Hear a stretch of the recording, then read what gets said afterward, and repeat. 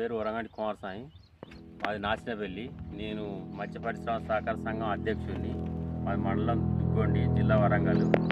నేను నాకున్న 5 ఎకరాలలో వరి 2 ఎకరాలు, పత్తి ఎకరంలో ఫెర్టిలైజరు, చేపల వ్యర్థాల నుంచి వచ్చిన వాపతి ఫెర్టిలైజరు, పెస్టిసైడ్స్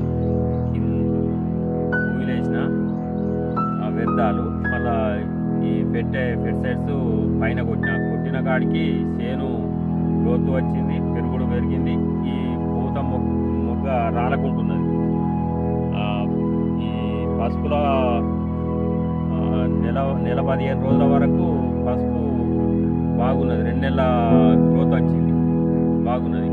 అది గొర్రెకుంట మహిళా సంఘం సొసైటీ మహిళా సంఘం అధ్యక్షులు కందుల కళావతి కాడ ఈ ఫెర్టిలైజర్, పెస్టిసైడ్స్ తేవడం జరిగింది.